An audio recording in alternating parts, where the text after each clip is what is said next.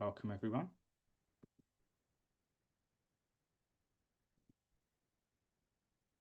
Welcome, everyone.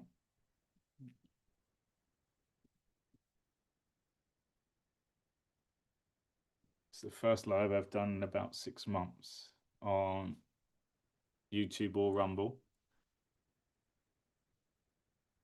So we'll let a few more people jump on. Welcome, Bonds.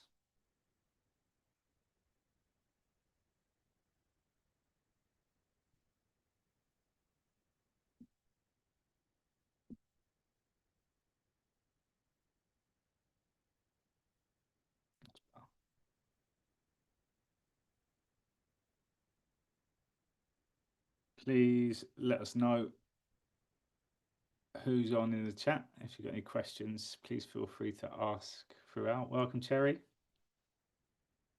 Someone enjoyed that meditation?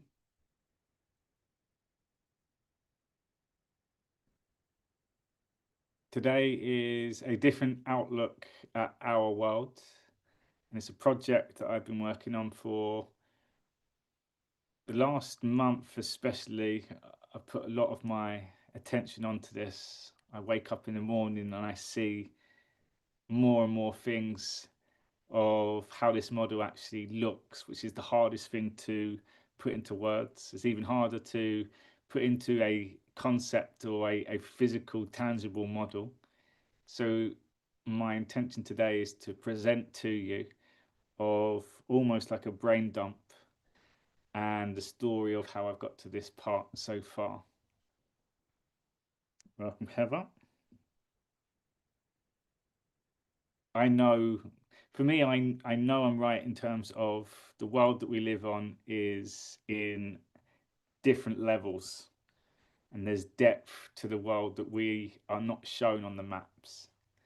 And this would be a good video to watch if you've dived into the flat Earth topic, because flat Earth is a real big topic that's believed by so many people. And why it's so popular is there's so many examples of why we don't live on a spinning globe. And it's the spinning globe is a model that we've been told pretty much throughout our lifetime. In every classroom, there's a globe in the class, and that's the accepted model. What I now, well, I know it's not flat, and I also know that we're not on a spinning globe and we are stationary. We experience that with our own senses. But what I know is that the maps that we've been given over the years are different interpretations of the author or the designer to try to explain to people of how the world looks. And the more I've looked into this, the more I started seeing how the maps all capture the same data. As in, if I was to search online on any website now, what is the location of a country, and you ask for longitude and latitude, it will always, whatever site you're on, it always give you the same digits. So it's like a standard proof. And then you've just got different maps where the way that the model is presented to you, or the axes of what people would say, would be different. So I will go through the flat Earth and the globe and the maps that we see on Google Earth and try to use all of them to then put it in a way of how I see the world. So we'll get going. We'll give it one more minute and then people can just join in. Like I said, I haven't done a live for a long time on here, but it's just something that I wanted to get out now. And I know at some point we'll look back and say, he said it was that. A few years ago, I've done a few videos, which I will leave in the comments, links to all the other videos that I've done on this topic of the world spiraling down. We are on a tree of life. There's certain countries higher than others, to also allow you to see how it's evolved for me. And I'll touch on a lot of the points, because I've said that we're on a tree of life. It's like a Christmas tree, and at the top there's a star on the Christmas tree, and the Christmas tree is Christ Mass. We're in the Great Awakening, which is a mass awakening to Christ. And that star, for me before, was Israel was the highest land because it's the star that completes the tree. And why there's so much focus on Israel from so many people that hate on Israel.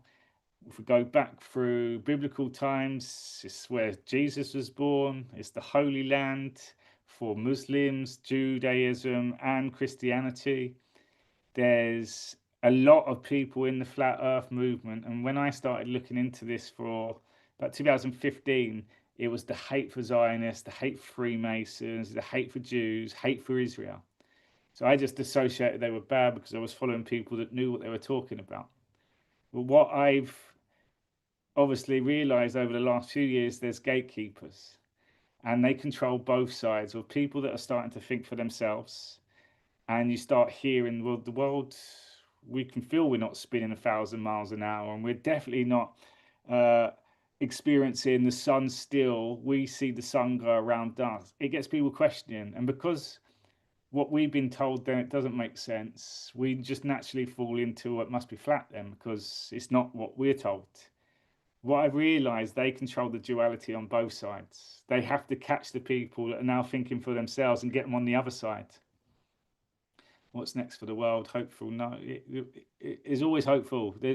For me, there's no such thing as hope. It's knowingful. It's beautiful. There's so much good here. People just need to wake up to it. Welcome, Martin. You made it. Good to have you on. It's nice to see the familiar names because I appreciate all your support. I appreciate even more so your comments because you see exactly what comes my way for sharing and encouraging people to think for themselves. And also, I know now I've exposed a lot of corruption within this gatekeeping system, but I don't want to touch on that today because I want to keep the audience into this earth that we live on. So I feel like it's time for us to get going. Please use the chat if you do have questions. My ask with set placement. Bring awareness to the questions that pop up in your mind. If you don't want to ask them, bring awareness to them. Please bring awareness to if you get challenged as well, because this is mind bending. And especially if you've dived into years of flat earth and you're convinced and there's nothing you can tell me, well, I'm telling you it's not flat, and I can show you examples of that straight away. And all of this for me is to highlight that we have been lied to our whole life. There's none of you that are on this call that can sit here and go, yeah, everything's just been truthful that's being put to us. We still don't know a lot about our history. We definitely don't know about where we are from, why we are here, all these key life questions. We rarely know hardly anything based on everything that we have been told. So this is going to break through a lot of the topics that we're set in our ways. So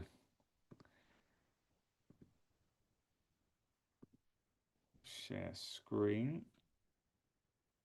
And this is how I do my meditations. And I diary. But my meditations, sometimes it's hard to put it's not even visions that I get, it's like a knowing, it's a story that I get taken through. To put it into words is not always the best for me. It's how I see it. So this is the way that I use my diary as an example. I'll show you another one of how the body, mind, and soul works. And it's the way that I explain it, like our body is a representation of a mountain. You've got shoulders, boulders for shoulders. You have to rise up to get to the top of the mountain. You go hiking, high king. You're at the top, you are the king. When you see the whole picture, we start at the bottom in 3D. And we look up and think, oh, that's a lot of work. But our spirit started up here. You have to go down first. Go down and then you come back up. And there's loads of different symbols that I like looking at. How I explain 1D, 2D, 3D, 5D. One of the things that we'll go through a tiny bit today is the words. I love my words. So the translation of Jesus in French is I know. And if you add I in Jesus to just source, it's I am. And it's just loads of different ways that I put things into my diary like this, and I'll get insights. So, as an example, I'm a soul coach. So, whenever you feel lost, look in the mirror and you will find your soul. And the T represents a cross. So, if you put a mirror in there, the soul is on the opposite side. And it's like cleverness that the English language has literal meanings within words. So, here's the models, and this is how I see the world now. We're on a tree of life. This is the Christmas tree. The hardest thing is to show people, but if you just imagine a tree gets thicker as it goes down, and on a tree you've got the other side of a tree. So like in this image here on a flat screen, you can't see the other side. All these different maps are trying to show you that there's different perspectives of way to look. So if you look at this map here, which is similar to what you'd see on the Google Maps, if you notice it's curved. And why I say it's curved is on this side and that side is at the bottom of the tree. So ice on both sides is at the bottom of the tree. And I suggest that all these desert lands are higher up, i.e. closer to the sun. And this is the flat earth model, which people would say there's an ice wall all the way around. So Antarctica at the bottom here. On the flat earth model, it's ice all the way around. What I'm suggesting is that the Antarctica on one side and on the other side is Russia, Canada, Greenland, Norway. That is the ice wall on the other side. And we'll come on to that. Other things that you will see when you go back and look at all these old depictions and stories and myths and different religions and cultures, they all talk about the tree of life, the flower of life, and you'll get different images like this. You hear about the firmament within the Bible, and within the shapes, you've got the golden ratio and geometry, and all of these things are in synchronicity with each other.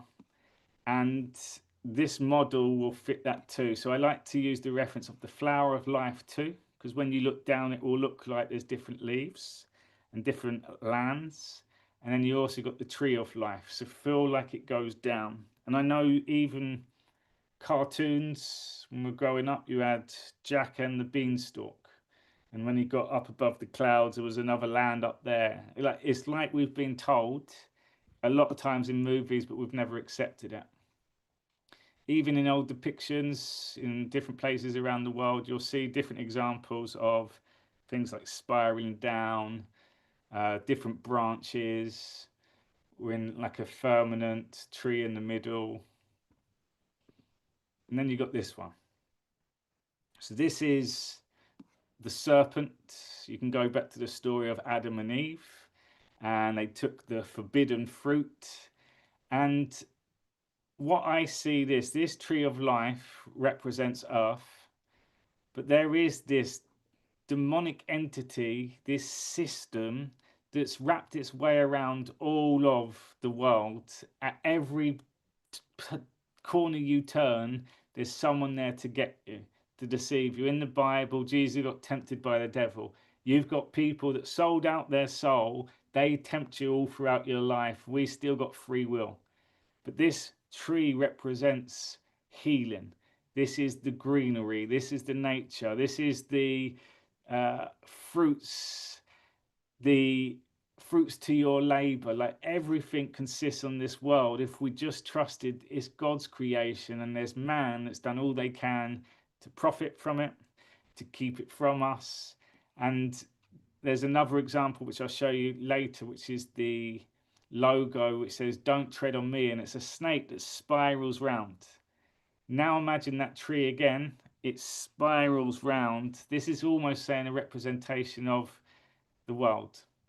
So I also want to highlight where we get told about our history. Even Jesus Christ, the image of Jesus Christ is a white man. If you look at the location of the world, and 2,500 years ago, for me, that character wasn't a white person at all. But also, the stories have to be told for the people to receive it in a way that relates to them. Hence why the Bible that we read is in English. And you've got Mark, Luke, Matthew. Whereas when I lived in Brazil, it's the same Bible, but it was Marcus, Lucas, Matthias. It was different names, Jonah. So if your name is Harry like me, my name in Brazil is still Harry. They don't turn it into another one. The Bible's been adapted. These scriptures have been adapted for the lands because it is a message. It's an instruction book, basic instructions before leaving earth, and it challenges people. But it will still come back to Christ. It'll still come back to love. Love, Christ is truth. It'll come back to truth, and that is God's word. But just to show you how history has changed, and we've heard about removing the statues, etc. We go back to the ancient times of Egypt and look at a lot of the statues. There's so many that show you that the nose has been cut off. Why would they do that? Because it's quite clear to see a black person with the shape of their nose. They didn't want people to know it was blacks that was in that part of the world, Egypt times. And again, it's erasing our history. And the people that do that is the gatekeepers. They don't want you to know the truth, so they do all they can to hide. They do all they can to hoard. They did all they can to burn, to get rid of, so they can tell a different story. Remember, our lifetime, you don't have a clue of what taken place in this world. And we are quite fortunate that we have technology and the internet. But even the internet was kind of a new creation for a lot of us. Before that, we had an encyclopedia. We had the Discovery Channel on BBC. We only have a small amount, so we're still told what our history is. So just keep this in mind when we go on to the model. We've been told we live on a globe. That is the narrative. And then you've got free thinkers that are told, no, it's not a globe. We live on a flat earth. It's neither. So, mind bending. Spoke to a good friend recently comparing Cain and Abel to Christ and Barabbas. Thank you, Self Command. I think it was How to Hear God. It's a good book. Peter Gregg, I think his name was. And he said a story where he brought his friend to a sermon that he was giving. And he had it planned of what he was going to read that day. And when he flicked the page, it turned to the story of Cain and Abel. And it wasn't what he planned, but he had to style it out. And then after, this guy was like a real hippie, and he thought, well, for your first time at church, it was quite a disturbing story. And he said, I get it. Some people, you just go for life and you're just completely caned. And then when you get it, you're able, caned and able. So this is what I love about words. You can understand in a way that resonates with you. And sometimes it has to be said by someone else for it to stick. So I'm confident that this will definitely get you looking a bit more and thinking a slightly different way. So what I love doing is going looking at the old maps, because one of the things that I've still not got my answer, how did they make maps? They didn't have just a little pen and go around the outside, and like, how did they make maps? And that's almost impossible to find out. How did they make the maps? And if you look into flat earth, you'll hear of a map which we'll go through today, the Mercator map, which was from the 1500s. And these maps are so detailed. How? Because the people that create the maps control the world. And what we are experiencing, which we will come on to next, is a great awakening. The last 250 years, there's been a war going on without many of us even realizing. Dark and light. 250 years, the military, it's just turned the 250th anniversary of America. The Constitution was created in 1776. George Washington, Freemason. Benjamin Franklin, Freemason. Fast forward to the 33rd President, Harry Truman, Freemason. We're in the Truman Show. And Harry Truman is a big part of my whole journey. And flat earth, the UN logo, Admiral Byrd, Harry Truman. So if you haven't followed me, you might not know what this is. If you do follow me, you know what this is. This is the Q Posts, which is a military operation started at the end of 2017, leaving us questions, clues, and almost educating people what has been going on in the world. But you have to almost decipher it, and there's so many different meanings you can take from it. What I love about this Q in, if we look at the meaning of Q, is quell, which means source. There's a Gospel of Q, which was like all the questions that someone like Mary Magdalene would have asked, and they reckon that there was a source of questions, and the people that wrote Mark, Luke, and Matthew, it was all similar stories but written in their own way, but they had one source, and it was almost a book of questions that they all had access to for them to write those three initial gospels. And if you then read the Gospel of John, it's very different compared to the other three. It's like a unique story. But within this, there's this one post that always stuck with me. It says, understand one simple fact. The US is connected to the rest of the world. Knowing that, understand by default, if certain intel is released, it would cause a worldwide mass suffering. We share the idea of open source, but value life and must make based decisions on outcomes and containability. So I mentioned 250 years this war has been going on. The US military, that word US is us, good people fighting. If we go beyond country names, there's good people all around the world that reside in all these countries working together, a worldwide alliance, removing evil from this world. And it's been a strategic plan. They control the oceans, then they control the skies, and then they make their way into certain parts of the world. And we are seeing a cleanup operation now all over. This will still challenge people, but it says, knowing that, understand by default, if certain intel is released, it would cause worldwide mass suffering. If people knew that we were all one landmass, we were all connected, all these wars would destroy people.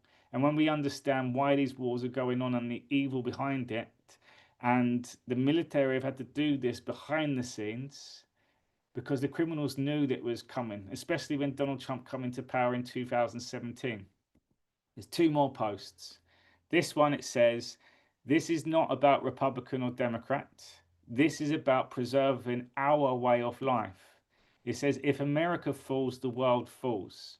Well, I'm convinced if we go back to that Christmas tree, America, a big part of it is lower down.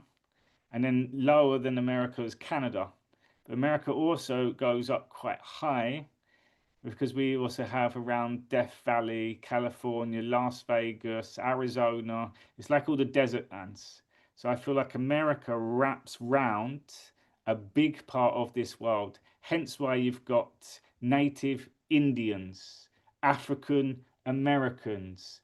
It says Middle East, Wild West. I feel like it's all linked in there. When we go through the history, you'll start seeing how France, Spain, even when the constitution was formed initially, the Brits almost owned 13 parts of that coastline. It was colonized by all the explorers back then, and the US, us, have been able to then bring it into one nation. And it will be one nation under God, but the world. Think about the world. Then this one, because there's so many people that use Q. Q is the truth.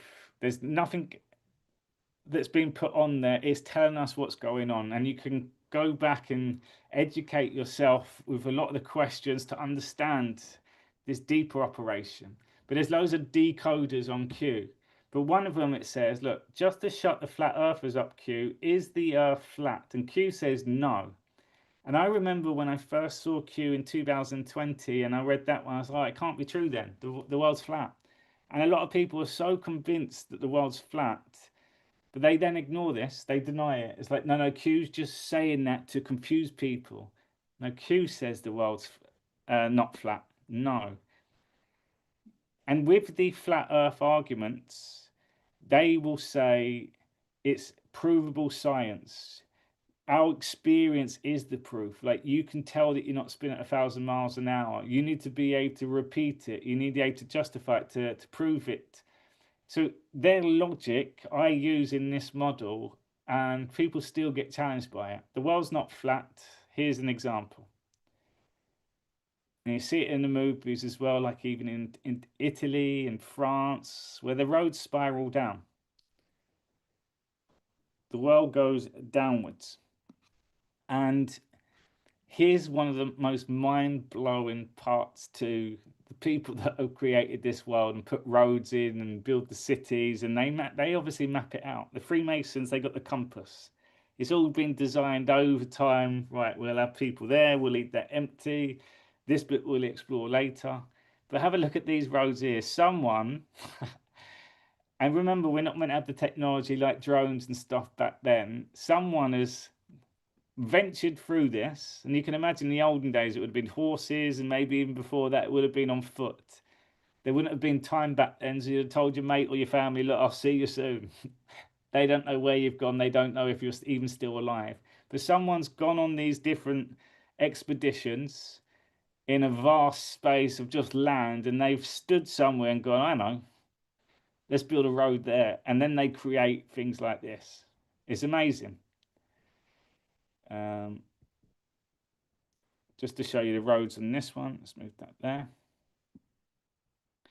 Even when they say straight roads, if you take photos of roads, even the straight roads, there's still different levels to it.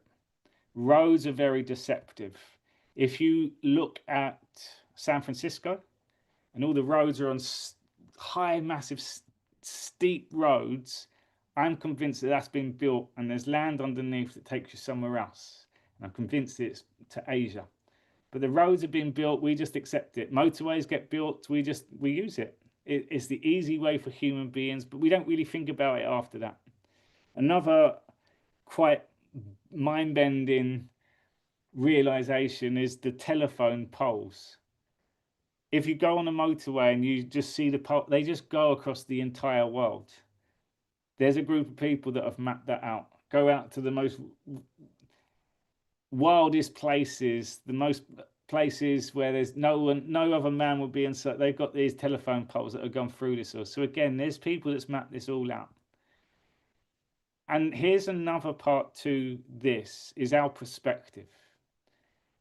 I'm speaking as a British person, and if you live in the UK, our island is very powerful, a lot of history, but our island is tiny.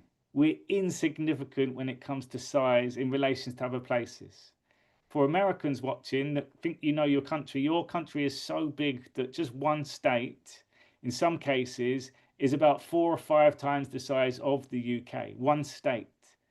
I went to Arizona, I lived out there for 10 months. There was more people in London than the entire state of Arizona. More people in London, but Arizona was 4 times bigger than the UK. That's one state. You've got 50 states. And there's places in the states where it is like this. People don't really go and venture there. And if you did do it, you'd really have to be a top adventurer. You'd have to be kitted out because it is life threatening. So we don't know a lot about this world. We claim that we do. Then we've had all the conspiracy over the years that we're running out of space. We need to go to Mars and there's not enough room for us. There's enough room for every single person in the world to live in New York. And there would still be enough room for all of us, and you wouldn't even know that you got 8 billion people around either. I also feel that the tree of life, let's quickly go back to this Christmas tree, it's a nice reference point. In the olden days, I feel that what happens is the sun does this spiral shape. We see it go round, but I feel it goes down, and I've got an example of that. But there was the great flood, and you had Noah and his ark. Noah, if you look at the name Noah, he knew he was a Noah. There was a flood, and I feel it took out all the land and people on the oceans, And the first land that revealed itself, this is my story that I've put together, was Israel. And it was like the Holy Land, land ahoy, we're here now. And this is where that story started. But if you imagine a cup and it's all flooded, and eventually that water goes down, there's different lands, but there would have been an ocean in between. People couldn't swim back there, and people definitely didn't have the boats to be able to do it all. And again, try to imagine how big the world is. They wouldn't know anything about other countries. For example, America is quite a recent country, and during Jesus's time, there was no such thing as America. He didn't know about South America. He didn't know about Australia. They didn't know about these places. So we're going to come on to the old world, but just imagine the water was up, because there's certain building structures, like in here in Africa, where they've built churches up the mountain. And then there'll be a place like Machu Picchu in South America where they've got a whole, like a civilization were living there, so high up, like look, 4,800 meters high, 13,000 foot. And they're like, how did they have the technology and the people to build it up there? My theory is the water was already up there first. This was water level. And eventually over the years, the water started going down. And all of a sudden they're like, well, there's a mountain there. We got to get up that now to go church. That's how I see it. And then other examples, top of Mount Everest, there's shells. How's that possible? For me, there was water there at start. And then just to give you another idea, in the Bible it says man could move mountains with just a mustard seed. We build through mountains. We got roads through mountains. How would you know on a map when they show you this is that country? How would you know what's through the mountain? I was in Colombia for 6 months last year, and when I got to Medellin, there was a journey from the airport to the city, and it took about 45 minutes, and all of that was through a mountain. And again, you only really appreciate it when you stop and think about it, like the London Underground, like metro stations around the world. There's people that are built through these mountains. So I really want you to try to keep this concept in there too, that the water was high and over time it went down. And the Bible also says that God will never flood the world again. So I feel that these were natural cycles. We were through an ice age, and the sun then starts melting the ice, which then creates the oceans and the rivers, and it keeps going down. But the more ice it melts, it just flooded everything. And people would have been like, that was the wrath of God. What have we done to deserve this? But now we understand the cycles of the sun and how the waters work. You've got clever people. One can control the weather, but they have dams. And I feel that the dams are created to hold the waters back and to direct the different, like there's all control to it now. Man starts understanding the creation. The creation is God. Another reason why I know it's not flat through my own experience, these are the two highest mountains in the world, Mount Everest, and this one was in Hawaii, and there's a place called Mauna Kea. And how I know this one is I've been up there. And when I researched the mountains, this was the highest in the world, higher than Mount Everest. But if you look at the top, it looks completely different. 6,000 feet of this is underwater. So from ocean level all the way up. But my theory was, if they're both almost the same height, they're about 33,000 feet, both of them. If they're the same height and we're on a flat Earth, how is that one colder than that? How is that like torrential and almost you have to train to go up there? This one you can almost drive up there. The altitude you felt it, but two completely different summits. So I feel that these mountains are actually lower down. So the colder countries are lower down, but the mountain is still up that high. And again, it's hard to get your head around. I've done a few videos a few years ago, and then in 2000, where are we now? 2025, I did one with this Christmas tree, and there was a Q pose with the tree like this, and it was that post. Like, understand one simple fact: the US is connected to the rest of the world. And I said the Star of David, Jesus, his father, most high. It was up high, the Holy Land. And Stephen Baldwin had started liking my post on Instagram. I posted this video, and the very next day, star car crash. Alec Baldwin and his brother Stephen in a car crash plows into a tree. I felt that that was a confirmation for me to say, yes, we're on the tree of life. It was the very next day after I did this video. And you can see I used the same images in there as well. He's like two of my posts, which for me, he has been watching, and he's definitely leaves cryptid codes. But that was just like a little confirmation. And these are the things that I like confirmations. I'm going to show you just examples of how flat earthers, they say, beyond the ice wall, there's more land and it looks like this, and there's different places and different terrains. There's no proof of any of that. In the flat earth model, they tell you that the military won't let you go to Antarctica, and it was a bad thing. I know the military are the best in the world and they are the best for humanity. And that always, when I started going into the military operation, how can they be bad if they're protecting it? And it was almost protecting it from people knowing, because there's a lot of liars and a lot of crime going on. We clear up first and then we will reveal revelations. And revelations comes into this as too. But what I'd like you to look at this one. This is the UN logo. UN was created by Harry Truman. In this UN logo is 33 segments. All the measurements of these land masses, the way it's plotted, still works out as longitude and latitude exactly the same on the normal Google map. But why I've showed these ones, because it shows you our whole world here, and then beyond the ice wall there's more land here. But what I would like to show you is try to, from a bird's eye view for yourself, imagine this is the top country, and then it drops down to the next countries, and then it drops down to the next countries. And I feel the cold countries which you come onto at the bottom layers, and it goes wider and bigger, and they are the bigger countries. I hope you're still with me at the moment. Welcome if you're just joining. But does that make sense? So it's just different layers of that Christmas tree. You're now looking down from the top, and each of the land just wraps around and wraps around. So the flat earth model is trying to show you it does go round. The equator does go round. The line of Capricorn and Cancer, it does go round. But they were telling us, right, there's the North Pole in the middle, and then there's Antarctica around the outside. For me, it didn't make sense. They were both ice if the sun's going around us. So just other ideas of just to kind of show you like there's different levels to it.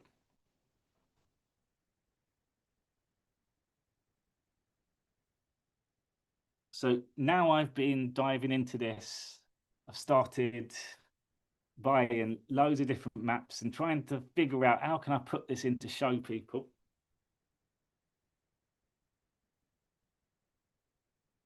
And I've got like huge maps which I keep sometimes on my floor, and I just stand over and stare at it. But these are the maps you see on the classroom wall. I bought inflatable globes which have all the measurements on there, so I can just have a little play all the time. But what's quite interesting on the maps is the way that they show you the measurements. And if you ask Grok or AI, like, what does that mean? It will say, oh, it's kind of trying to show you where the curve is. But if you look at this, look, it looks like a pyramid. And at the top level, which is 0 degrees on the map, is the equator. Well, the equator, the countries of the equator on the band are actually hotter than the countries like in Europe, for example. So I feel it's actually showing you on this map, look, it goes up like this, actually on the maps, and it is wider at the bottom. And then imagine that now goes down on the other side. So the equator's up, and then it gets bigger, and the bigger countries are down below. Make sense so far? So bird's eye view of Christmas tree, exactly, Bonds. Also, we've been shown pyramids all around the world. And Egypt we know as the pyramids, which is right by Israel. But there's also examples of pyramids all over. And a lot of people say, how did they all build the same sort of structures, but they were nowhere near each other? It must have been an advanced civilization. And people can't work that out. But if we come back to the Christmas tree and the water, imagine if the water was all up to here and there was all these lands around the world and they realized the world's to just keep going down. If you actually look at where these are on the map, a lot of them are around the equator and the line of Cancer. I feel that these structures have been built around the world like a flagpole when you're on the moon to signify I was here. These are the flagpoles on the earth to say this is that height. Another thing to show you that the world goes down, look at the very top, which I will come on to. I said it was Israel to start with, so I'm going to use that for now, but I'm going to show you why it's not, because we've explored further. But Israel, let's imagine, was at the top. And then you've got the continents on one side, Europe, Asia, Africa on the other side, and whatever landmass was on the back. That's kind of how I see it. It's like it goes down on these sides. So again, maps can never show you. Recently, because they're always leaving us little clues, and all the people reporting on the information truth, they will latch onto anything. Recently, they had this new technology where they scanned through the earth and they actually saw that there's loads of pillars that are underneath the pyramids, and they go down for miles, and there's like spirals around them. And if you remember, there was quite a lot of it, of people saying there's other worlds buried below and stuff. For me, it was just putting it in our awareness to say there's stuff below. Look at it, it spirals down. The pyramid is like that tree, but it gets lower and lower, and there's more underneath. It's all, and we hear about domes and the tunnels, and it's all underneath the world. So I just like the fact it has spirals down. It says 8 pillars with spiral staircases going downwards to a depth of 2,100 feet. 4 of these pillars feed into 2 separate cube structures. And all of this you cannot even confirm. And then there's people debunking it all. But for me, it was just putting that awareness that there's more. These are quite nice examples to almost make sense of it as a structure. So you've got south and north countries on the map. I feel it spirals round the center point. So again, the star at the top, Israel, and round the countries go, because I said about the mountains, I feel that they have gone through mountains. So one side, let's say South America, but the other side, if you actually went through on the same level, would take you to Europe. And I've got examples of that from my own experience. This one's a nice one because the other thing that I can't prove is the way that the water works. But one of the arguments is definitely flat, is sea level. It's not sea curve, it's sea level. And that statement makes sense because the water doesn't curve. But here's my argument to that. One, rivers flow where? Downstream. A waterfall drops downwards, it falls down. Canal boats, even in the UK, I went on a canal trip, youngest school trip, one of my best trips, but there was the locks. The locks, you go in and you do all this, and Jack the Ripper, and you hear all these stories, but it levels out the waters. So even in the canal system, it shows you that water has to be dropped for you to make your journey. But the big one, this is an experience all of you can confirm. If you've been to the beach and you go into the ocean and you walk out into the ocean, you can touch the floor and touch the floor. And what happens if you keep walking out? It gets deeper to the point where you can't touch the floor anymore. So people are like, it's flat, it's sea level. Yeah, well, the water's level, but you now can't touch the floor. Imagine if you took all that water away, what happens to the land? It goes down. It's a massive drop. So I imagine like the water, and it goes down, but there's also this the way that a tap drains, it spirals. Water spirals down, so it still levels itself out, but it's working around the landmass. This is the hardest bit to prove, but again, my model makes a lot more sense the more I've dived into this. This was a finding this week, but I saw this image and it was the Revelations, because we are in biblical times. We are in the Revelations where it is revealing itself. And right at the very end of Revelations, it talks about the New Jerusalem. It says, and this is the bit that's missing on the maps. You've got height and length, but there's not depth, width. So on here it says dimensions of the kingdom of heaven. Look, 1,500 miles high, long, and wide. Look what it's got is a pyramid on this image. But on here, these are numbers that will keep standing out for you. 7 and 12. You will hear the number 7 all the time today. And 7 represents so much of our life anyway. And also 12 on a clock face, because we are going on a round one. A clock face has 12 hours. 12. And what I realized that the human body has 33 vertebrae. And I remember this all through my fitness days of how to know how many segments are each part of the spine. So it's broken down into 5. So it's 7 is the first vertebrae. Then you got your thoracics, which is the big one, which is 12. So it's 7, 12, 5, 5, 4.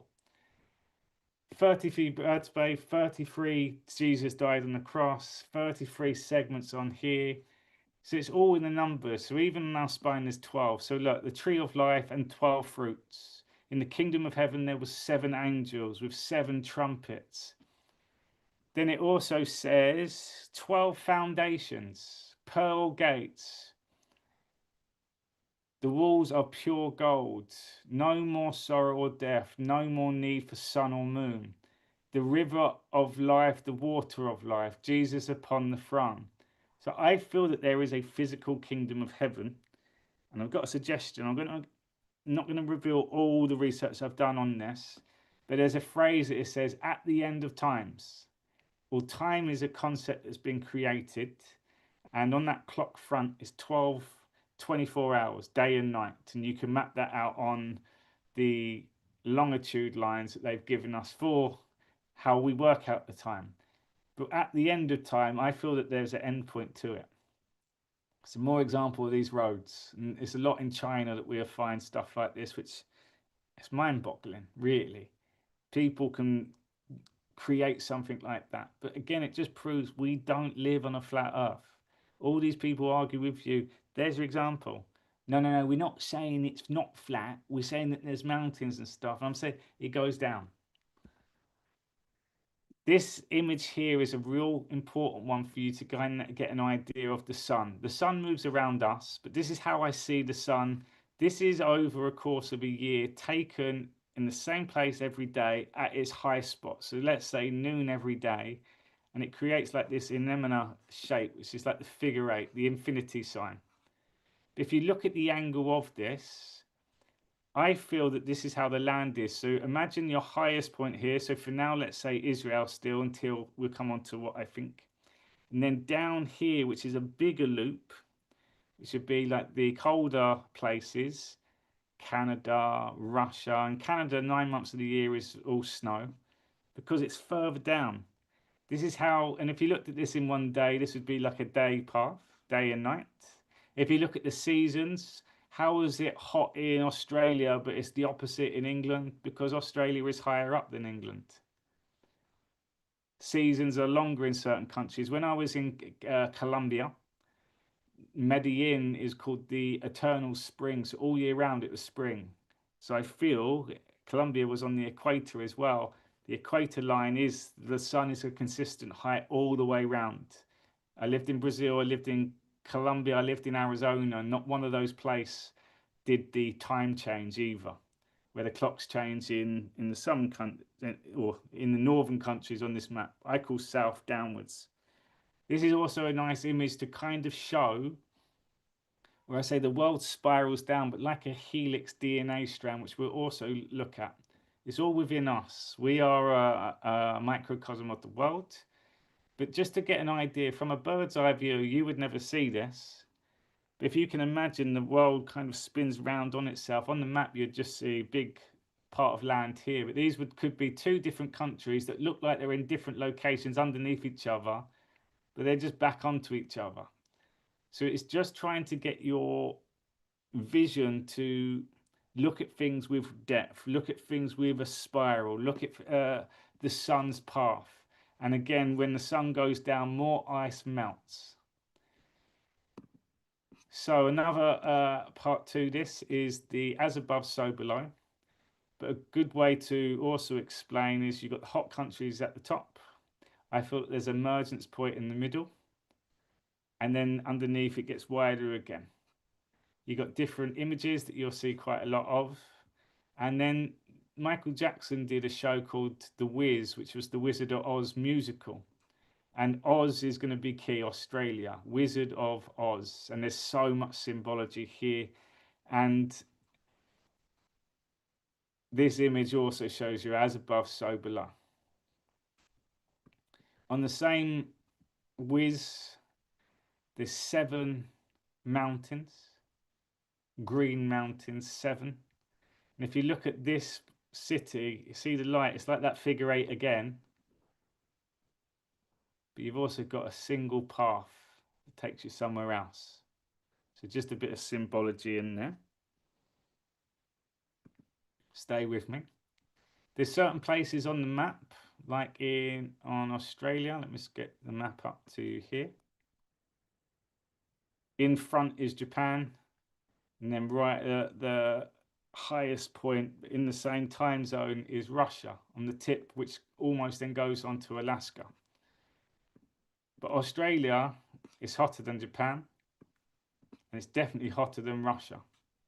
So even though it's on the same time zone, which means the sun's path is the same, it's light at the same time, it's dark at the same time, it has to go downwards. It has to be on different levels for it to be different temperatures. Again, the flat earth people can't argue with that. So if you imagine like this, the sun's path, on here it looks flat, but they've showed you this to almost say it goes down. Make sense? And you've got these examples of the infinity sign all throughout. So just to show you other different maps, you've got the main map that they use in Google. You've got the equator that goes through the middle. And as a kid, I just thought that was the hottest countries. How do I move that?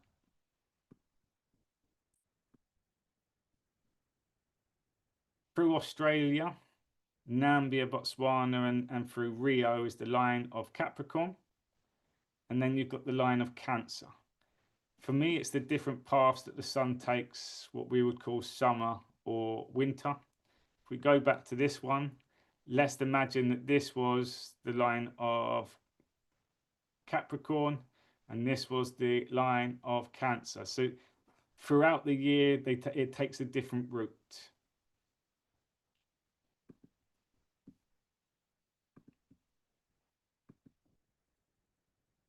So what I started looking at is, one, the color of skin of people. For me, the higher up is the darker people, and the lower down is the whiter people, like in Russia. Like my Eastern European friends, they were much more paler than I was, and we're in the UK here, and certain countries you go to, it's thicker skin, because for me, the body adapts to the environment.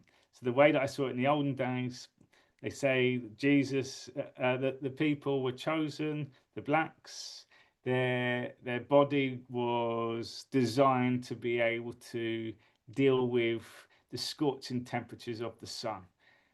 If you now look at these 3 lines, I try to pick out everything in the same time zones. What I would see was the highest. So you see here, I've said Australia. 2 was Kenya. 3 was over in America, which is the Death Valley. But at the same line is the Dead Sea, which is Israel. Then I came across to the bottom, which is Namibia and Botswana. And I've done this through temperature, I've done this through deserts, and I've done this through just asking if you could choose out of these ones. And this is what we come up with. Argentina was a lot colder. Japan, you've got both terrains there, beaches and then really cold mountains. And this is like the Filipino Islands. So again, just to say the same time zones, there's different temperatures.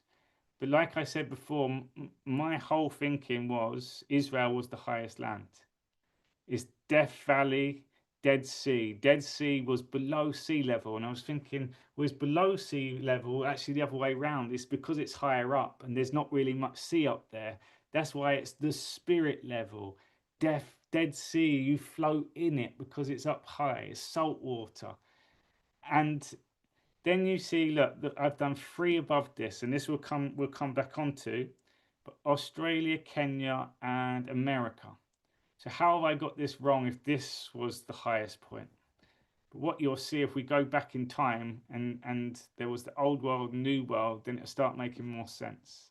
So I was just looking at a lot of depictions from a lot of Freemasonry, the two pillars. 9/11 was pillars as well. The globe, just to show you on a globe how they've done the lines. Equator was through the middle, Cancer was above, and the southern countries was Capricorn. But these are sun paths still. And with the globe, we're told it's also on a tilt when it's going through space. It's on a slight tilt of 24.7-degree tilt, which then left 33.3 on the other side, or 66.6 on the other side. So this is the lines which represent time, longitude, and latitude. Longitude is the time. So if you see here, this is the time zones, and it's Greenwich Mean Time, which is 0. At the moment, we're on before standard time, so BST, which is +1. And if we go to America, we go into the minus. If we're going towards Europe and then Asia, they're ahead of us. But there is a point on this where Alaska and places in this part of the world, just past New Zealand, is like a whole day away from each other. So again, on this map, it doesn't make any sense. But when you put the time zones into a clock face, there's 12 spokes which are cut into two, so 24 hours of a day. Day and night would literally just be one half and the other. So if the sun goes around here, the opposite would be the other. And the times match up exactly to how they've done it here. But Greenwich Mean Time in London, Greenwich, is naught. So that's where they actually created the time. And I've looked into a lot more. A guy called John Harrison who come up with the longitude. And this was really to help the ships because they had these latitude lines of where things were mapped out. But when you're in the oceans, even if you think you're going straight, the ocean can take you, the waves can take you. And they were losing lives just because they were out sailing. They were losing loads of lives. So they actually put out a competition for someone to create something that can show you where they actually are. And after a number of attempts, John Harrison was the man who created what they now call longitude time. But when I said about 250 years, 1776, I now see, because America, the Navy, control all of the oceans, America. John Harrison died in 1776, and I feel that that was a big sign to say John Harrison has given this to the military. The military now know the oceans, they know where the locations are. That was when the plan was to now contain the world and go around and clean up evil. Here's another one, which is the flat earth. It says in the Bible, is square and stationary earth. And so many flat earthers say it tells you it's flat in the Bible. It never says the word flat, it says square and stationary. So if you look at this, it's a square base. And in the middle is a big round part. This is how I see it. It's like there's a base, but where the sun does its cycles and spirals down, spirals up, this is what people then call the ice wall. But how it's depicted in here is not how I see the world, but just again to imagine, look, there's a base and it goes down. And I see the world then comes up. So the bottom of a Christmas tree is more of a square shape. This is how you get north, east, south, west. The lands have to wrap round itself. It's not just in a globe where it goes over the other side. This is a big talking point as well on the flat Earth, where they say the old maps, they've removed the four islands around the North Pole. Why are they lying to us? If you look at this slightly differently, imagine that the Christmas tree, let's use this Christmas tree.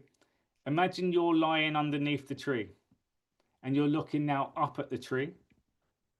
I feel that this map, it didn't take the islands away, it just wasn't explained properly. That's looking up the tree, and there's the four sides of the triangle, the pyramid again. That's the continents looking up. And then there was these more lands that this was the Mercator, where they hadn't really worked out where they were yet. But on this map, it talks about there was more, they call it precious land, where the sun went more. And this is how I see it takes you up to Egypt and the Middle East and the Mediterranean.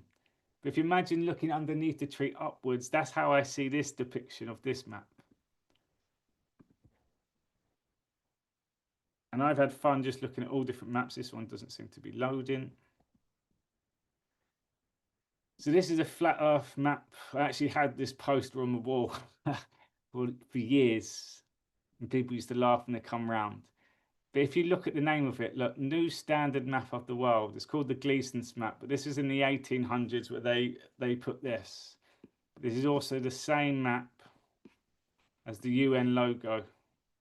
So this is why flat earthers say it's definitely flat, and this is the map, and this is an ice wall all the way around. And the measurements and the clock, it all fits in perfectly with the normal maps, but in a round shape. So my model, I feel if you stood right above it, it would still look like this flat earth map, but slightly different. Just to give you ideas of, try to get your mind around the size of continents, not countries, continents. Before there was the flood, or when there was the flood, like everything was just over. Imagine then the sun starts melting the water, and eventually the water just drops completely either side. And this is why you do have forestry, and this is why they said there was mud floods. The water just went down, but all of a sudden, all the countries that were literally next door are not next door anymore. So continents, there's ocean in between, because in between there's a massive gap. It's like a tree stump. This was one of the newer drawings of the Mercator. So you had the old world, which they called it here, and then they found America and the Americas and the indigenous. And you can see even on this map here, you've got Africa and South America, but America and Canada still hasn't even been completed at this time. And if you look at the way that the lines are slightly different through the middle versus on the other side, either side of these is lower down.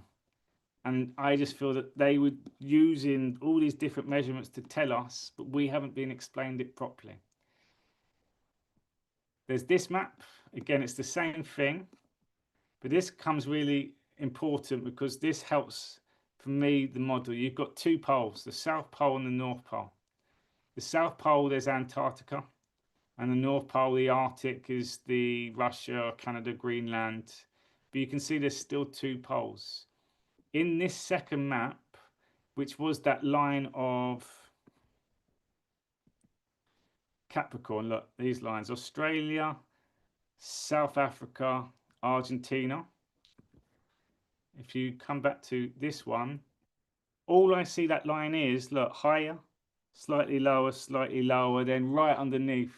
So this back end of the world, the South countries, is all on top of each other. 1, 2, 3, like the spiral. 3, 6, 9. 3, 6, 9. It goes downwards. So the back end of a... Sorry, I keep coming back to this. But on one side of the pyramid, look, Australia, South Africa, Argentina, and at the base, Antarctica, is just the back, it's the south of the world. I feel that that map represents this. Hope you're staying with me. It'll start making sense soon. What's quite cool is when I started looking at locations and Cook, John Harrison, and Hawaii is quite a big thing for me, and this whole ocean is empty in the Pacific. Hawaii is in the middle of nowhere, but you've got the Cook Islands, and there's two islands called the Sandwich Islands, but they're nowhere near each other. One's by Hawaii, and the one's the other side by the Falklands in Argentina. I feel the sandwich is this to slot in. So Australia would be up towards Hawaii, which if you go to Hawaii, there's a lot of old Queen Victoria who tripped to Australia first, then Hawaii. Then it drops down to Africa, and then it slots in here, which is Argentina there. So it's like this bit slots in on levels with the two Sandwich Islands. This map's really cool to show you that the ice is on both sides, is on the same level. Because if you actually did take the reality of the world on these countries, it is snowed over for 9 months of a year. Antarctica on the maps is ice always, but we're always shown that these countries are just like all the other land. Whereas now, imagine it's either side. It's just, if you took away the oceans, that's just one ice from one to the other side. It's like underneath the Christmas tree, that square base that I told you. Imagine a cup, you've got ice at the bottom, and then on top of the ice, you poured water, now you've got the ocean, and sticking out of the ocean, you've got the different land masses, which is trees, which is stumps, which is mountains. But right at the bottom, for me, this is all connected. It's just one massive base. And when I started looking at Antarctica and started looking at the globe, I now feel that they're at the bottom of the base. There's two poles, and the world goes up from both sides. If you look at the old maps, this one's called like the Gondwana or something like that. 900 million years ago, it showed you that the world was all in one. There's another map called the Pangaea map, which shows you the same sort of thing. But South America and Africa are all connected. North America, and then Asia, Australia. It's all one. If you removed all the water, we would just be one massive landmass. But even on this one, look, Australia's on its own, but imagine that's higher up. Then it goes round and spirals down. This is where it really gets interesting, the old world. So, the old world, if you look at it, back to the original one I showed you, the original map. I didn't even actually mention it. Let me just go back to this one. I somehow didn't mention this one. In the middle of the old map is Jerusalem. Asia, Africa, Europa. They found America, which is across the pond, and England was on its own. But Jerusalem was in the middle. So the flower of life, Jerusalem.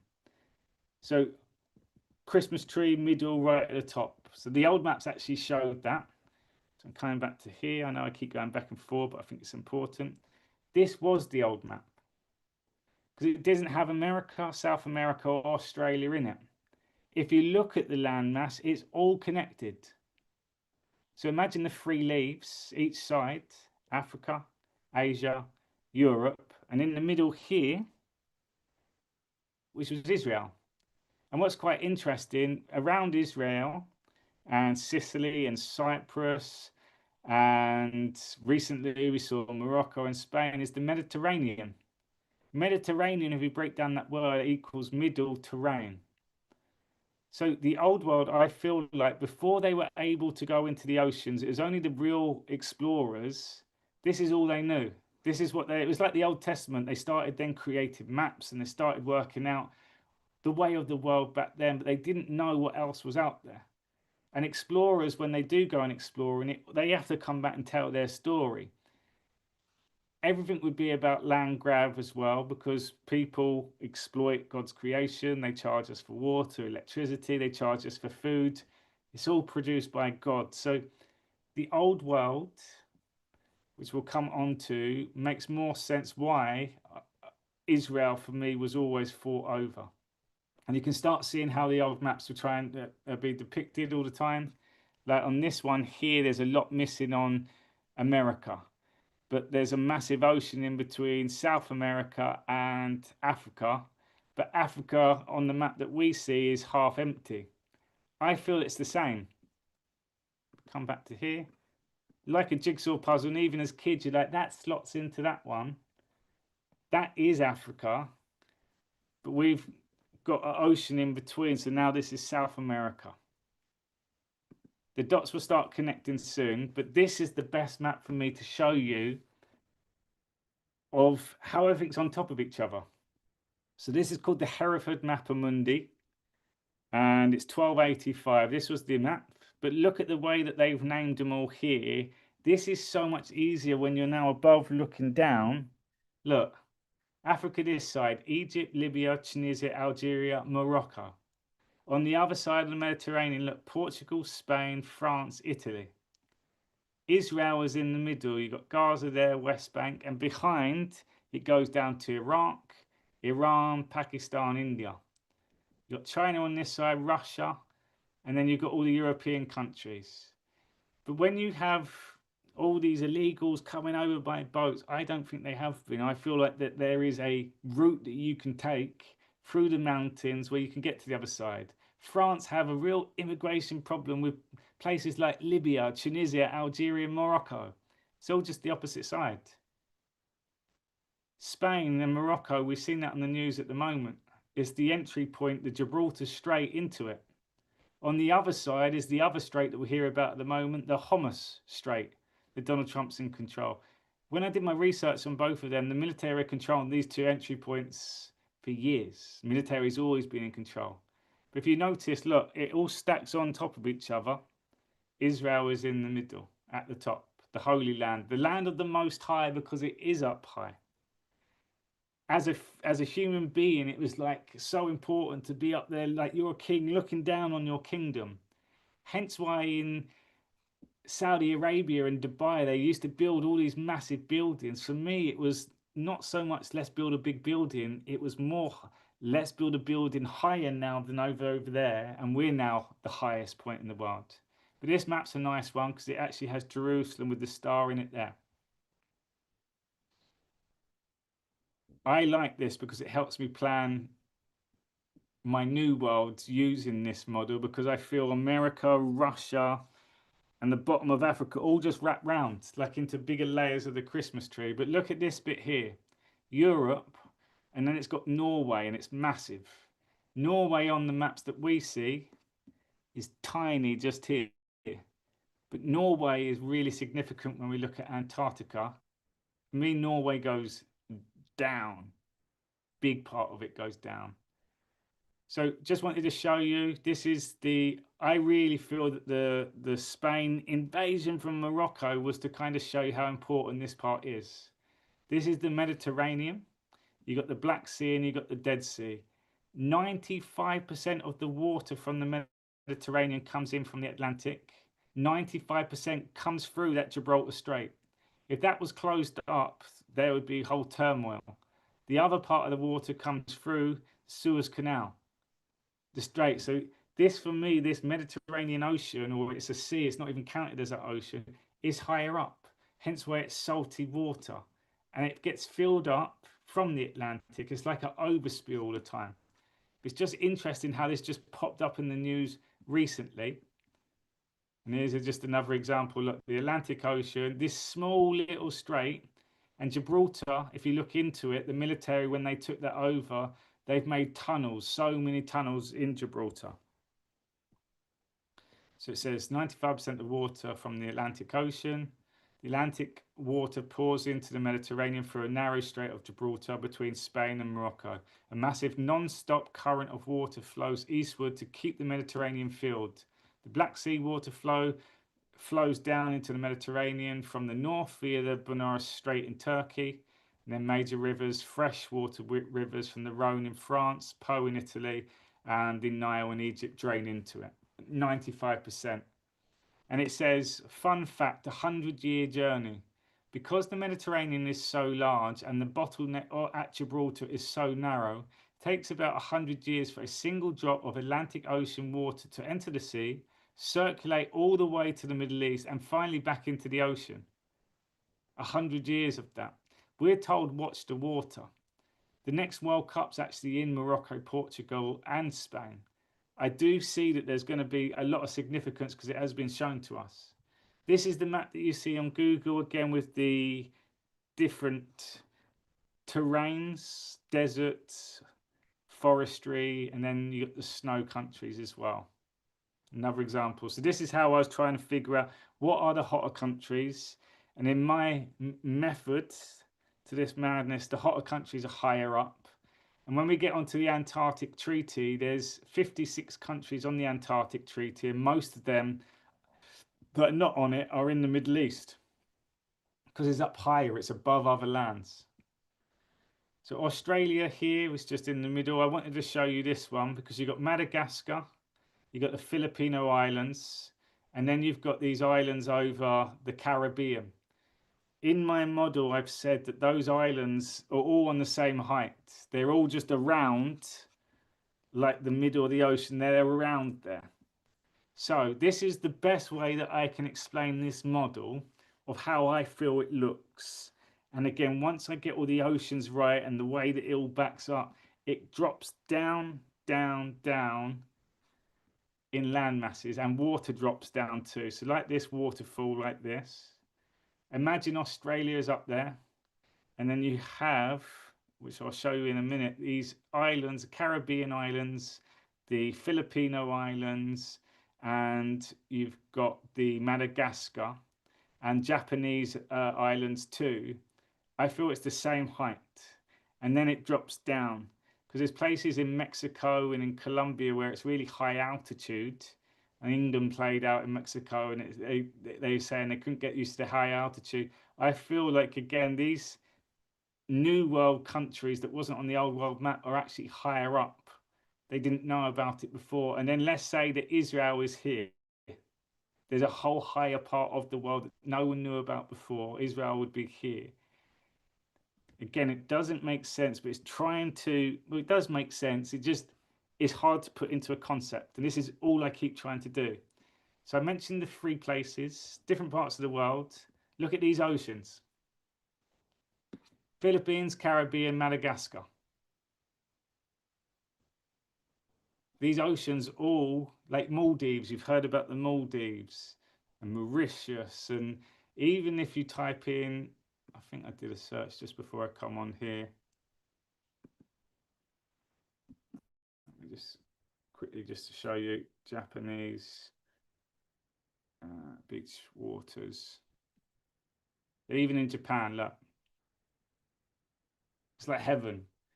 You don't get those oceans in America, in Vancouver. You definitely don't get that in England.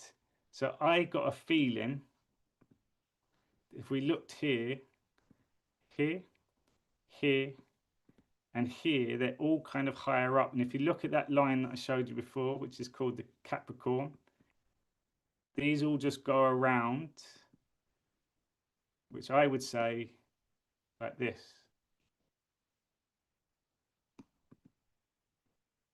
And I tell you why I started looking at stuff like that is when I started seeing the names of countries. So just another example, this looks like Avatar. This is in China. See how the lands are all really high up and there's like a summit on each of them. Imagine if there was just water all the way up here. You literally can go from one place to the next. But as soon as the water dropped, all of a sudden you got these massive drops. If you removed all the ocean water, it would be just massive drops down. But we got examples of land masses where there's things up here and then it drops because it was higher up before. So I'll give you a story. If you followed my model before, when I was in Colombia, this one's not showing you. When I was in Colombia, which is here, I was searching like where I could go in Medellin. And let's zoom in just to show you. When I was searching,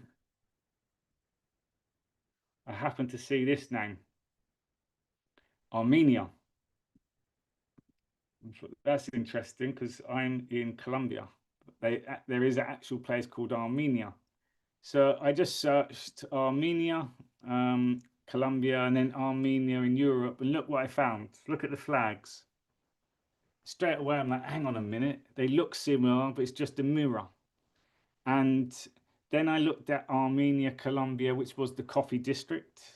And then you look at Armenia, which is the first place that brought coffee into Europe. And then when I've been Colombia before in a place called Bogota, which is a bit more inland, I went to the world's largest underground salt cave.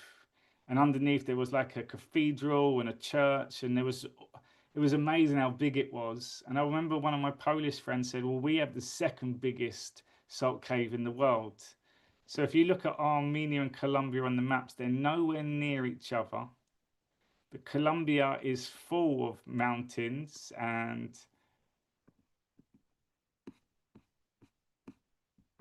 if you put it on a circle map, this is where Armenia is here. It's like in no man's land. And there's a place called Georgia. If we go to the Georgia flag, it's a cross, and Armenia's here.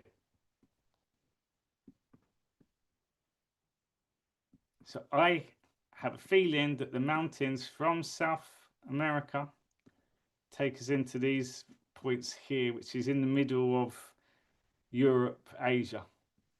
I feel it's the same land mass connecting somehow. So again, I need to show. But then I started looking at flags, and you start seeing the similarity. If you ever played the game of dominoes, and because I'm now talking in levels, I feel like the flags are actually telling you.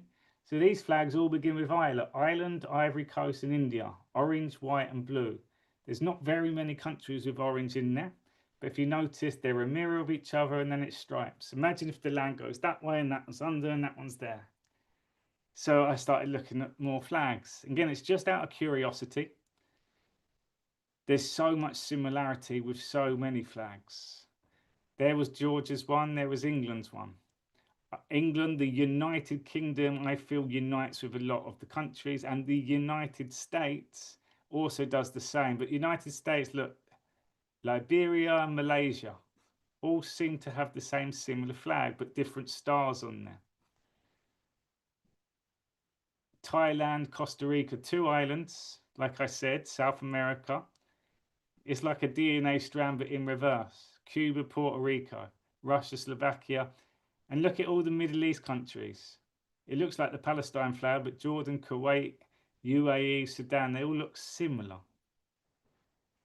And then you just start going into all the African countries and all Colombia, Venezuela, and Ecuador, Romania, Chad. Like it, all of a sudden, it's like there's definitely more meaning to it. Then I saw this. So these are all the colours of the flags used out of all the countries. Look how many colours there are. Look, 1, 2, 3, 4, 5, 6, 7 colours per continent. North America and South America don't have the orange, so there's 6 colours, but orange on each of them is just a tiny component. For me, there's definitely more meaning within this. I just don't know how to explain it yet. But what I have seen a big correlation is Africa and the South American countries all have a lot of this color, a lot of brighter colors, yellows and greens. The Middle East colors is a lot of greens, reds. And then I started looking at locations. So look, these are the countries with orange. Can you imagine now if it like spirals down? These are the countries that had red, white, and blue. And what was really fascinating with these were all the 12 countries on the Antarctic Treaty either had blue and white, blue, red, and white, or red and white. All the bottom countries had those colours. Look, all the countries with red in their flag, it's a big part of the world. All the countries that had blue in their flag. All the countries that had white in their flag, even if it was a tiny bit of white.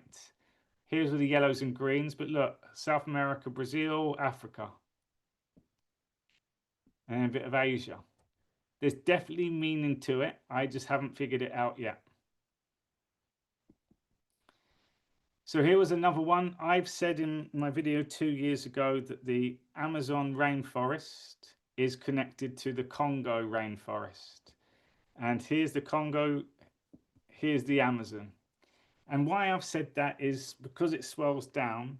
If you imagine that they're cleaning up the world and we're told that there's still loads of tribes in the rainforest where they haven't seen a human being from the outside, and if people go there, there's cannibals and they eat them and stuff.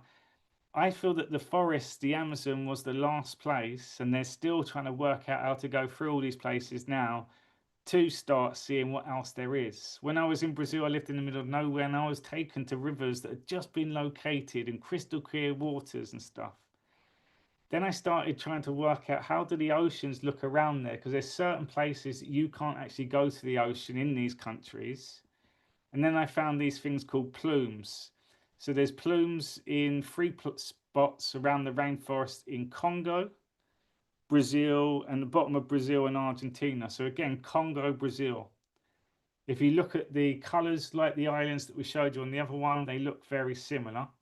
But this is when I love looking at things, and I got my confirmation, and this was like my heart was almost racing. So I found it. So look at Congo. This is called the Republic of Congo and Brazil's flag. Look at the color green, it's exactly the same, yellow exactly the same. Look at the capital city of Congo. It's called Brazzaville. And I'm like, Brazzaville, Brazil, Brazzaville. And if you look at the word ville, it really it means city. So it's called Brazza. So you've got Brazil and Brazza, two different continents. And I'm like, there's my confirmation. Brazil, Congo, it's the same thing. If you're in a rainforest, you would never know where you are. You're in a rainforest. How would you know what part of the rainforest you are? You wouldn't know. Same in the desert. So I do feel that there's a lot more connection, but that blew my mind when I saw that. That's a recent find. So Brazza, Brazil, very similar, right? The flags, very similar. Then just examples of like me trying to draw different ideas of trying to put this into a concept using the maps from NASA where you got all the ice, but you can see it bends. Like if you fold it either side, this part's even higher. The two poles, I looked at the bottom, which I say is a base, but imagine this is the South Pole, this is the North Pole, and the land goes up either side, and there's like a connection each time, kind of like a spiral round again. The golden ratio, even when you buy your food and you cut your food, it looks like certain parts of our body. Everything is a mirror.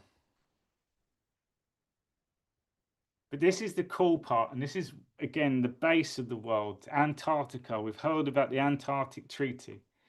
Listen to the numbers again. The Antarctic Treaty 1959, there was 12 countries that signed. 7 countries, 7, have got claimed territory. The biggest claimed territory was Australia. The second biggest was Norway. Then you got a tiny bit from Argentina and Chile. New Zealand got a claim, and the Brits have got a claim. But Australia's so big. Australia's hot. How's it got the biggest claim on there? If you look at the Antarctic Treaty map that they give you on every website, the claimed territories is a circle. And either side of the circle, look, Argentina, South America, South Africa, and then over here, Australia. So remember when I showed you this one?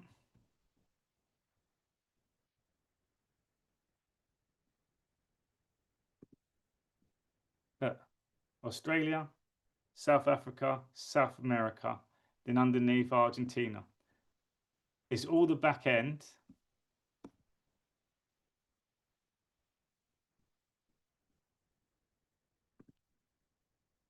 And it just goes round the base. So back to that spiral. One base goes round all the way here. Argentina comes up to, let's say, Nambia, then comes up to comes up to Nambia, then comes all the way up to Australia. It's all underneath each other, all on top of each other. This is how I kind of see it. This is where it gets really fascinating, is the landmass, the size of the countries. If you look at the top 10, Russia is the biggest landmass. If you look on this map, it's huge. Look, that's all of Russia. Most of that you would never go to because it's so cold, it's treacherous, there's no roads or anything. But I feel that this is, when people say the ice wall, this just keeps extending. You can't see these oceans, no one goes there, no one can fly over there. I just think that's all ice, all of this. Antarctica second, Canada third, China fourth, America the fifth biggest landmass in the world, including Antarctica, America. That's how big it is. Brazil next. Then Australia. Australia's the sixth biggest, but look what the seventh biggest is, or joint sixth, is the Antarctic Treaty of Australia. So Australia has a massive landmass on its own continent. Effectively, that's the size, but it's also got the Antarctica. You got India. Argentina is the eighth biggest country in the world, which looks tiny on the map. Kazakhstan, which was in that no man's land. But then the next biggest was the Antarctic Treaty Claim of Norway. Norway is like right down in terms of, I think it's like 30 odd biggest country, but their Antarctic Treaty. So Norway, let's look at this. So this is the Antarctic claims, the 7 countries, but in the middle is an unclaimed area. If you've gone and seen Admiral Byrd, there's a Marie Byrd land. It's the biggest unclaimed land in the whole entire world. I feel that this is the new world. But look at the map. Norway is up north, but Norway's territory is down south. That's why I said at the bottom it's just one massive connecting sheet. Australia, and you can see from the colours here on a circle versus on the map that Google give us. Norway also is on the northern Arctic and the Antarctica, but on the maps that we're given it's north. It doesn't make sense.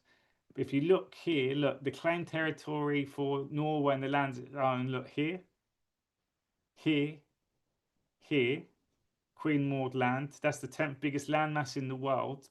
So look at the size of these continents. This is bigger than most of these. Then you've got Norway at the top. So again, if you removed all that water away, it's just all connected. This is where I really started trying to figure out if Australia is called the Aboriginal, the original. The darkest skin, the Aboriginal, was the Australians. There's certain places in Australia you can't go because it's so hot. It's desert land. We found it last, but it's because it's furthest away. It's out back. And then I started trying to play around with looking at the map slightly differently. Look, when you put Australia in the middle, everything then wraps underneath it and round it. Imagine that's up high and it's looking down to the old world. But then you've got all these other countries that wrap round itself. Antarctica, and that's the top end. And then different maps again. But this one, I searched old world maps. Look at the name of this map and look what they've done. The New World Map. It's called Up and Over, Down Under. Look, but it's the other way around. They flipped it. Australia is at the top. But it's called the New World Map. And you'll be able to find this as if you search.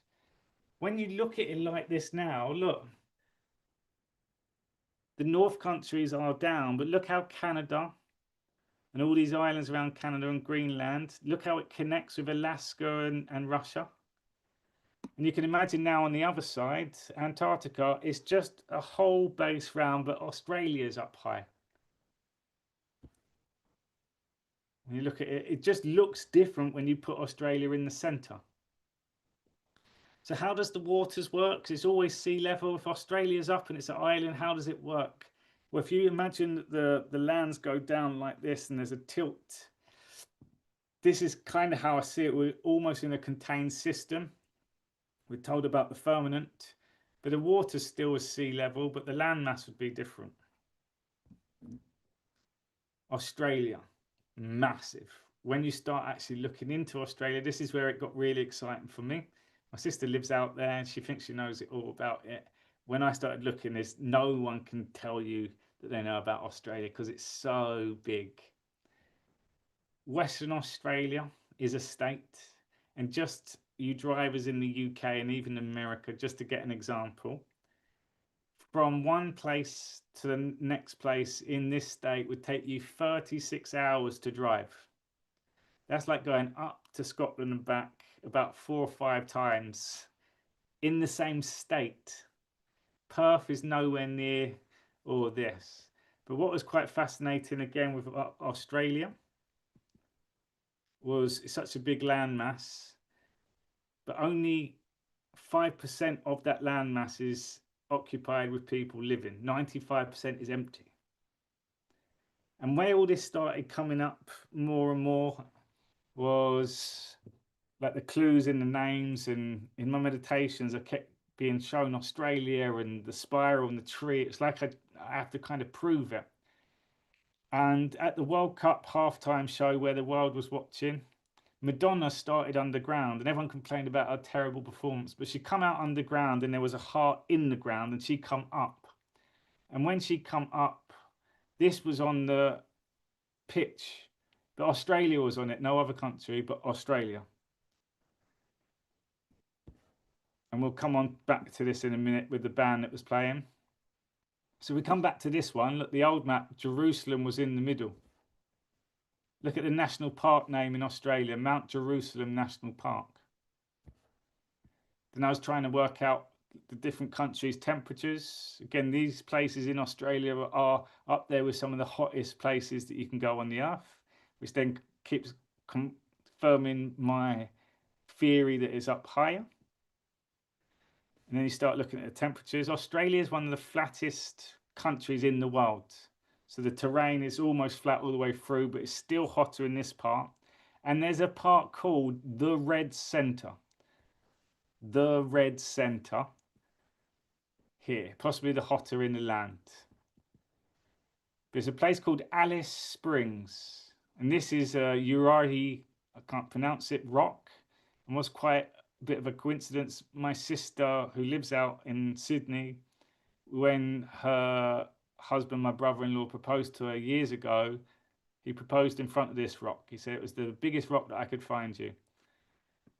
My whole model is now based around the Red Centre, which is here. The highest point, the Red Centre. And it's called Alice Springs, which takes us to Alice in Wonderland. What do they say in Australia? Down under.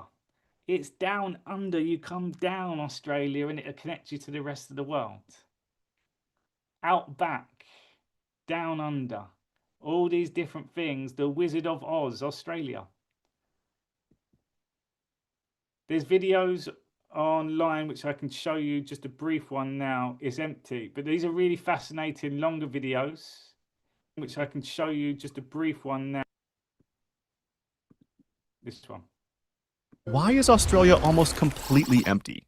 Look at these maps. You can see that only about 5% of Australia's land is inhabited, and it's all concentrated along the eastern and southwestern coasts. That's where the major cities are, and where about 85% of the entire population lives. Even so, across such a huge territory, comparable in size to the US, there are only about 26 million people, which makes Australia one of the countries with the lowest population density in the world, comparable to Namibia and Mongolia. The thing is, Australia is one of the oldest continents. It once had mountain ranges that trapped moisture from passing clouds. But because the country sits on a stable tectonic plate, those ancient mountains were never uplifted and were destroyed by erosion over millions of years. And now there's nothing left to trap moisture-filled clouds. As a result, about 70% of the country is made up of deserts and semi-deserts. The only mountain range traps moisture in the east, bringing regular rainfall and fertile land. And the southwest has a Mediterranean climate zone with mild winters and steady rainfall. Why is Australia? There's longer ones, which is fascinating. Like the whole northern Australia, which goes on to the islands, no one lives there apart from a tiny town called Darwin. But Australia got bombed in World War II by the Japanese. And none of it makes sense. But when you watch it all, he mentioned Namibia and Mongolia. Namibia is on that same line as Australia, and so Australia is pretty much empty all the time. And at the top of a Christmas tree, I was trying to work out, well, if it's underneath, then people would have to see, you would see that there's something above you. There's certain desert places, I feel it just connects. So you still see the ocean around Australia, but there's certain places in here.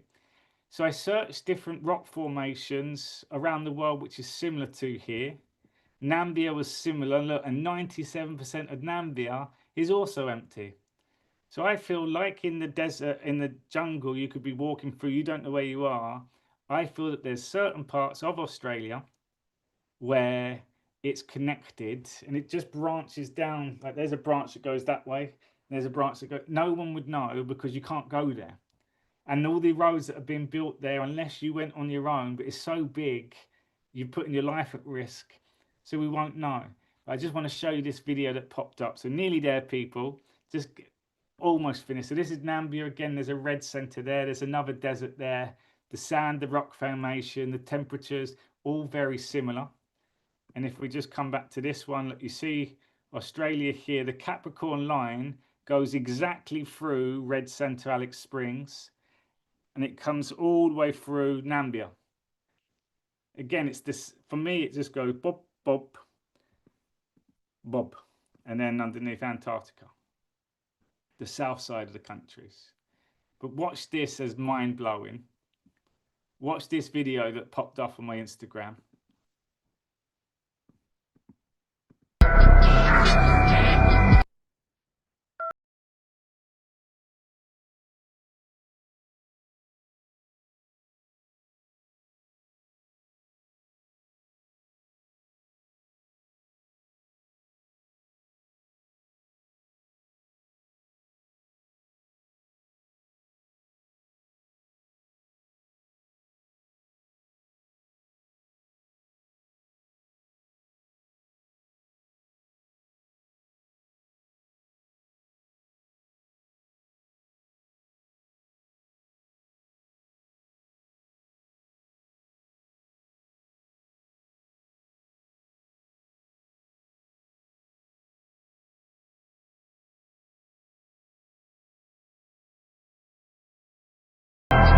How weird's that? So I thought, right, I need to give this a go and pinch it in. Found it. Look, it's a place called Big Red Sand Dune, which has just got this in. So they pinched it all. Look where it looks like. The flat earth map. And where is it? Alice Springs, Red Center. And it's in a desert called Simpson Desert. The Simpsons. So it's like these little clues and confirmations based on what my thought process is. There's another one there. That's strange. God can't explain what it is. And there's loads of different ones, videos like this, where people pinch and find these weird things around the world. But it just happens to be in the Red Centre, Australia. And again, it looks like the UN logo, the Flat Earth logo. So almost there now. You got these ones where there's like the Rainbow Bridge. Look, Wizard of Oz, follow the yellow brick road down under. I feel that there's a certain path that we could go to, and there's a whole new world that we don't know about, which I feel is called Greenland, the land of the fruits and the 12 fruits and the kingdom of heaven. But it shows us there's something below, and below it branches off somewhere else. And you'll see loads of examples of this through all different cultures. And flat earthers say, look, it's flat, it's flat. There's something that we're not being shown, hidden from us, kept from us. And if you look at a roulette wheel, you spin it and you've got the red and black, the numbers, but there's one which is green and 0. So there's no numeral value. I feel that that's outside the time concept. I feel Australia, Cook, and if you look at the Greenwich Mean Time, it's got the word green in it. If the end of time is the pearly gates, I then said, well, what's the beginning of the time is the Greenwich Mean Time. What's the end of time? And it took me to these islands, the Cook Islands. So Cook, who was involved with the longitude and went around the whole ice wall and said there wasn't a break in it. There's a lot more there. So back to 7. Look, in Game of Thrones, there was the 7 kingdoms of Westeros. And in the Game of Thrones, it was beyond the ice wall. But look where it is positioned on here. Look, north. And then it's colder down, like my model, north, is down, it's colder. So north on here, you've got beyond the ice wall. Same sort of thing, hotter countries at the top. There's 7 chakras of the earth, and the solar plexus one is in the red center again, Ayers Rock. Then you've got India, by Egypt, South America, and by the Death Valley, the Dead Sea. It's Death Valley in California, and then the UK. Meantime, 7. In that World Cup halftime show with the puppets come on, it was the 7 Nations Army that was singing. And it was just all these different things. 7 keeps coming up. You've got 7 chakras in your body. There's 7 continents. There's 7 colors used on the flags. There's meaning to it. So I just wanted to show you a few videos that I've done. This will finish it off just to kind of get a bit more of an idea of how I'm explaining it, because it still doesn't really give you much. I just want to take you back to this water feature here. Almost to think it drops down.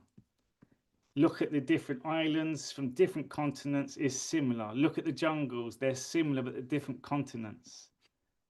Look at the names of the countries, it's similar at different continents. The flags, similar at different continents. It's kind of like a basin that goes down and down. So I've got my folder because it won't play on here. I'll play you this one first. So I'll kind of show you, I see it all. It's like I just need a whole storytelling. And this is why I think the globe was designed, is to show you what's underneath each other. The globe's really good because you can see the different levels.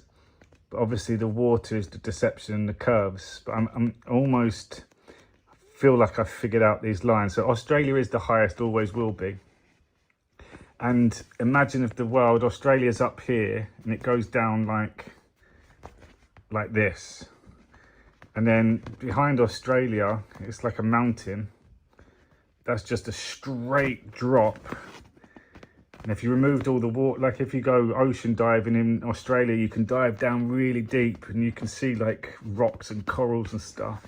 If you remove the water, it would be the back of a mountain. And it's such a big drop. A bit further out is then Antarctica. So that's the south of the world. And if you look at the southern hemisphere, you've only got like here and here. And if you look at on the maps, it say the Capricorn, it goes straight through the red center, which I keep talking about, Alice Springs, which is even mapped out. Does that say Alice Springs? Yeah, so even on here, look, you can see the dotted line. That's the Capricorn. So what I feel like they're rings.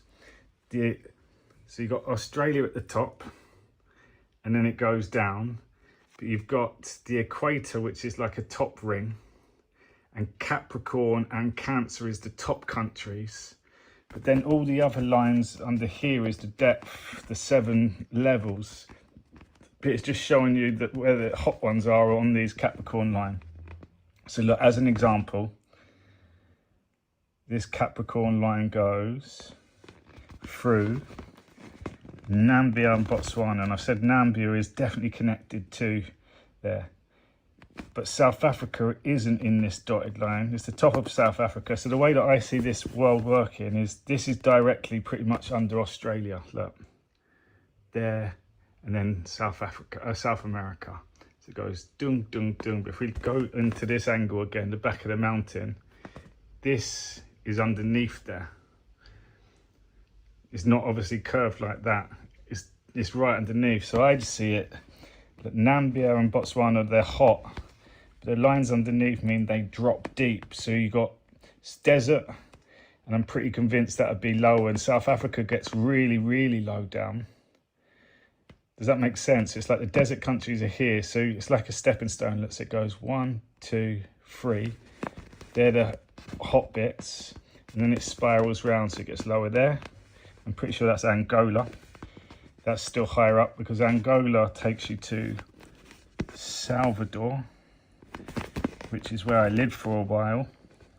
Where are you, Mr. Salvador there? In Salvador, I remembered Angola because it was the Angolans' African descent that travelled there. So it's like spirals down. So the high, then it goes a bit lower. But if you remove the water, there's just a massive gap and there's a mountain over the other side, like on the Greenland movie where they go across France on a ladder.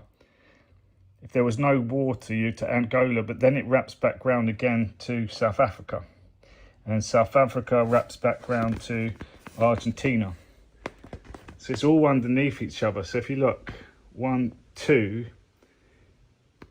they're just layered, but you wouldn't see that because from above it's like water. I hope that makes sense. That's the hardest thing, is like when I listen to my words back, that's so confusing to tell people, but there's a model there that I'm using the globe to try to explain it all, and it's all about the measurements and putting it in. This one's cool though. This is the last one. I think it's a nice one to finish of how I show the Antarctica, but also what's over the other side. So this is quite interesting as well. So I keep saying the northern countries is just one part of Antarctica, the ice, and all the claimed territories is just the other part. So it complete a circle. If you look at this and look at the timing, so there's 2 gaps within here. Look, watch this gap. Greenland. And Greenland starts at the really highest level on the other side. And watch this gap. Alaska. And then the Antarctic Treaty's got 12 nations, 7 claimed territories, which is like Australia, New Zealand, Argentina, Norway, Great Britain. I think it's 7, and there's 5 unclaimed, which is Belgium, Japan, America. I can't remember what the other 2 are, it doesn't really matter.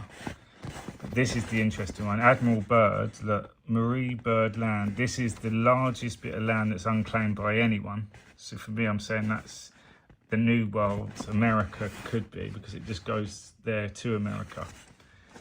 So the 2 gaps is just the north side, Alaska and Greenland. That completes the circle. Oh, and the other non-claimed bit was the Soviet. That is the Soviet. They consist of the whole other circle. So you've literally got the whole base level, as I've said, but even confirmed then with the Antarctic Treaty. Alaska become the 49th state in 1945, which was Harry Truman.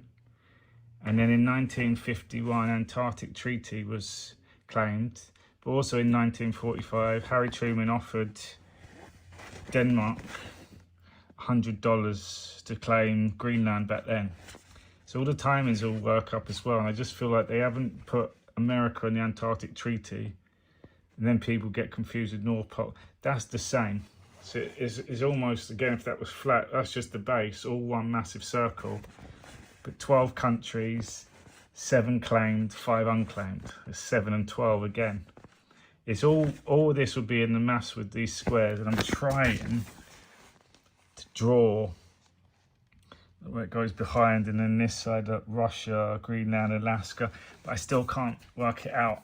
But here's what I almost think now, is when I kept saying Israel is the highest land, Israel is the highest land, I feel on this side, where the Cancer is, look, the Cancer line, the dotted line, dot, dot, dot, dot, dot, dot, dot, dot, dot, dot, dot, dot, goes through Saudi Arabia, Hormuz. The Strait of Hormuz is there. Israel is literally just here. I feel like Israel is maybe a bit higher, or even a story where it comes down into Egypt. So I almost think if you've got, can we use this? Australia, which is kind of looking down, but then you've got the high parts over this side, and then on the other side is Arizona Death City, but a tiny, tiny bit of that. So, last bit, what I'm kind of thinking is there is this gap, or maybe there's an ocean here, but on this side was, I'll say Israel for now, which was the highest land before, and on the back of Israel, or the front of Israel, was just a tiny bit here, or underneath Arizona or Death Valley. I can't even write when I'm looking at the phone. And that's the high point. And somehow the lands merge when the equator is there. And it goes down, and there'll be like Amazon and Congo. It all spirals around, but it's like a mountain.